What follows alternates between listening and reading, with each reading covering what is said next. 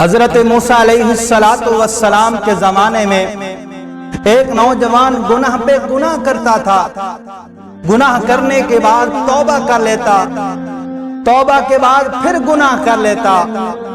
ایک دن اللہ تعالی نے سیدنا موسیٰ علیہ السلام کی طرف وحی نازل فرمائی کہ اے موسیٰ, اپنے اس نوجوان امتی کو کہہ دو کہ اگر اس کے بعد اس نے گناہ کیا, اس توبہ کو توڑا, تو پھر میں اس کی توبہ قبول نہیں کروں گا.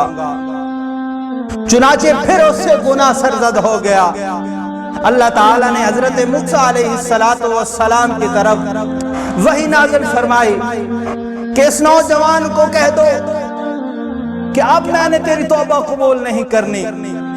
سیدنا موسیٰ علیہ السلام اس نوجوان کے پاس اللہ کا پیغام لے کر آئے تو وہ نوجوان پیغام سن کر جنگل کی طرف چل پڑا, اور اس نے اس انداز میں اپنے مالک کے سامنے مناجات کی. رو رو کر اس نے اپنے مالک کے سامنے دعا اور پکار کی, اے میرے الہی, اب تیرے رحمت کے خزانے ختم ہو گئے ہیں. آپ کی رحمت کے سامنے کون سا گناہ ہے جو معاف نہیں ہو سکتا, جو تو نے فرما دیا ہے کہ اب تیری توبہ قبول نہیں ہے, اب تجھے معافی نہیں ملے گی.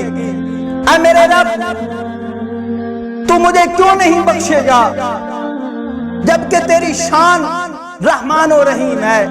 اے میرے مولا, جب تو خود ہی اپنے بندوں کو اپنی رحمت سے مایوس کرے گا تو پھر تیری رحمت کا امیدوار کون ہوگا. اے میرے مولا, جب تو نے اپنے دروازے پہ آنے والے کو خود ہی ٹھکرا دیا ہے, پھر تیرے دروازے کے پاس کون آئے گا.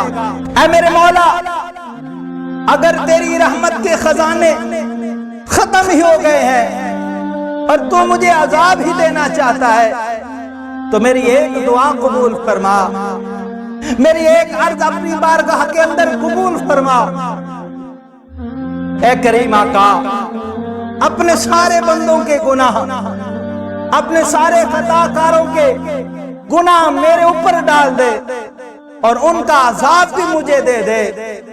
جب یہ بات اللہ تعالیٰ نے, یہ دعا اللہ تعالیٰ نے سنی تو فوراً حضرت موسیٰ علیہ السلام کو بھیجا کہ جا موسیٰ, اس بندے کو کہہ دے کہ اگر تیرے گناہ آسمان و زمین کو بھی بھر دیں گے پھر بھی میں تجھے معاف کر دوں گا, کہ تو نے میری رحمت کے کمال کو پہچان لیا ہے.